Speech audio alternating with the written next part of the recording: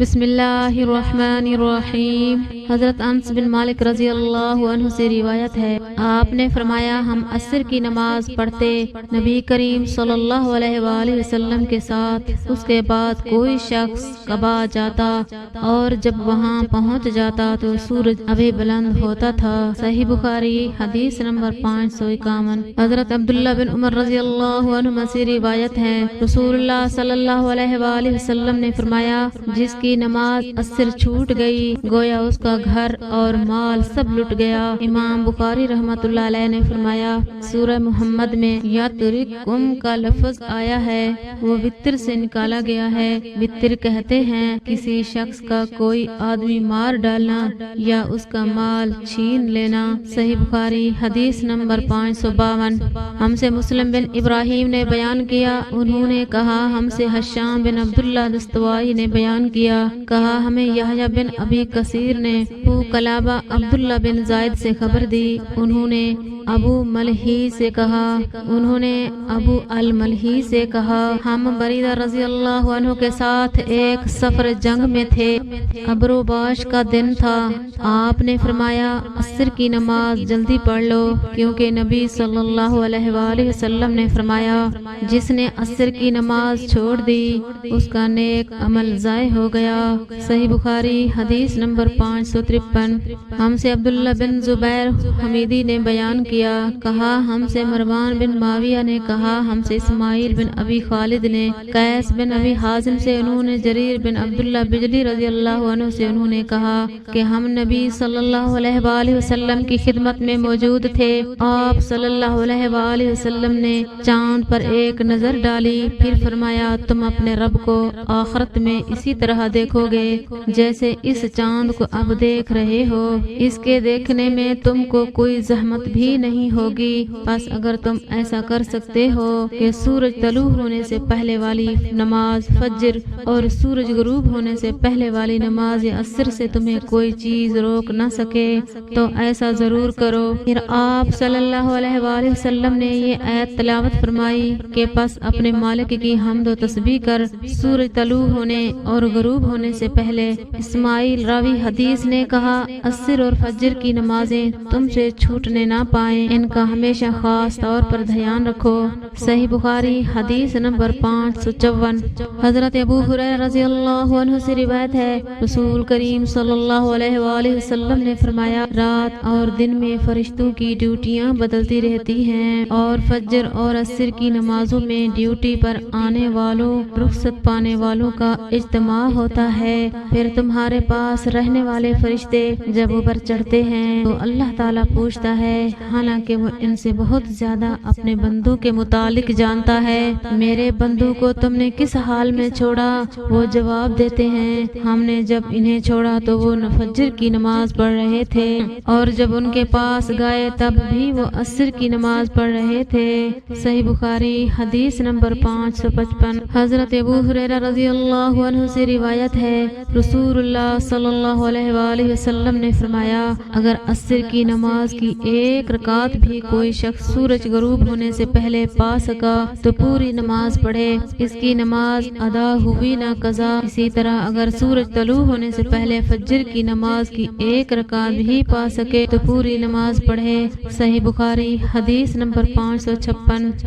حضرت عبداللہ بن عمر رضی اللہ عنہما سے، انہوں نے رسول کریم صلی اللہ علیہ وآلہ وسلم سے سنا، آپ صلی اللہ علیہ وآلہ وسلم فرماتے تھے تم سے پہلے کی امتوں کے مقابلہ میں تمہاری زندگی صرف اتنی ہے جتنا عصر سے سورج ڈوبنے تک کا وقت ہوتا ہے۔ تورات والوں کو تورات دی گئی تو انہوں نے اس پر صبح سے عمل کیا آدھے دن تک، پھر وہ عاجز آ گئے، کام پورا نہ کر سکے، ان لوگوں کو ان کے عمل کا بدلہ ایک ایک قرات بقول بعض دینار کا حصہ 6 یا 4 اور بعض کے قول کے مطابق مطابق دینار کا 20واں حصہ دیا گیا۔ پھر انجیل والوں کو انجیل دی گئی، انہوں نے آدھے دن سے عصر تک اس پر عمل کیا اور وہ بھی عاجز آ گئے، ان کو بھی ایک ایک قرات ان کے عمل کا بدلہ دیا گیا۔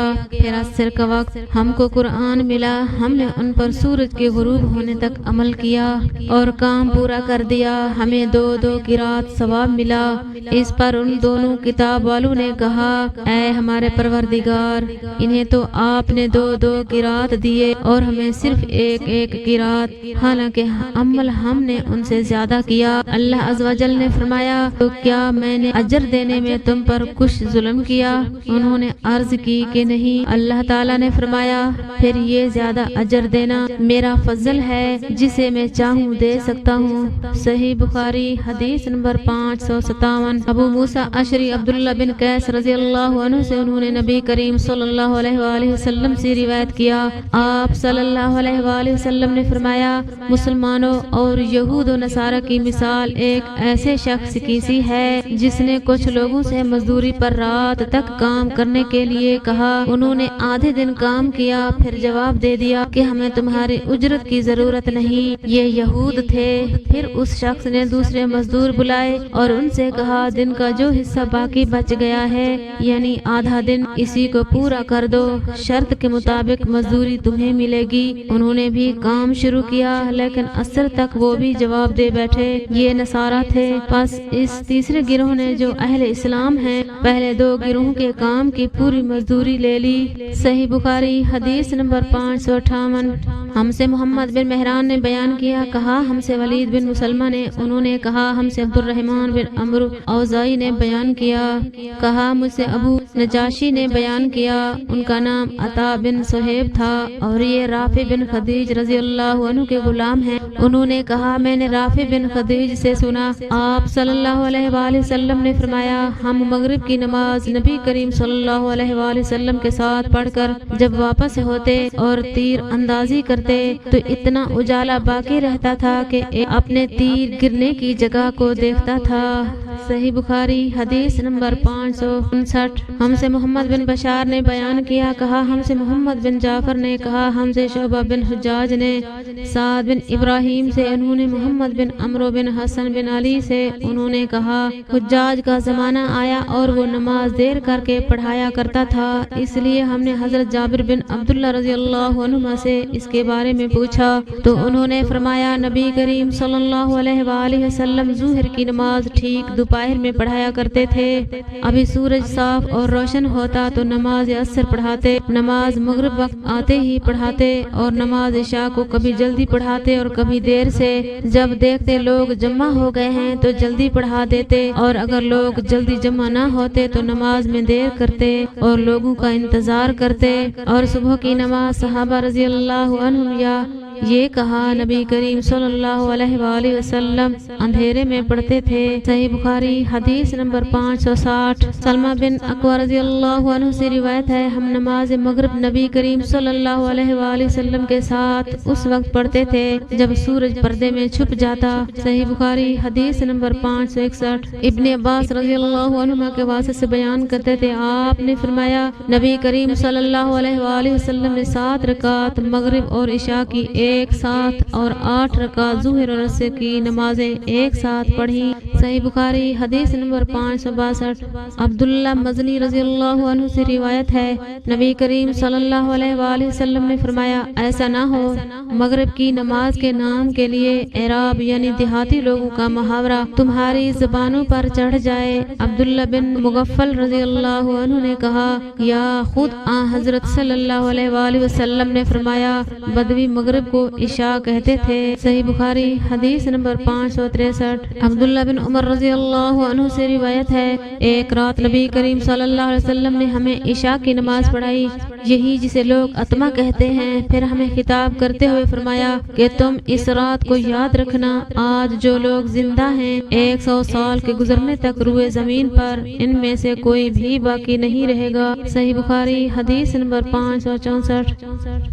حسن بن علی ابن ابی طالب کے بیٹے ہیں۔ فرمایا ہم نے جابر بن عبداللہ رضی اللہ عنہ سے نبی کریم صلی اللہ علیہ وآلہ وسلم کی نماز کے بارے میں دریافت کیا تو آپ نے فرمایا آپ نماز ظہر دوپہر میں پڑھتے تھے اور جب نماز عصر پڑھتے تو سورج صاف اور روشن ہوتا، مغرب کی نماز واجب ہوتے ہی ادا فرماتے اور عشاء میں اگر لوگ جلدی جمع ہو جاتے تو جلدی پڑھ لیتے اور اگر آنے والوں کی تعداد کم ہوتی تو دیر کرتے اور صبح کی نماز منہ اندھیرے میں پڑھا کرتے تھے۔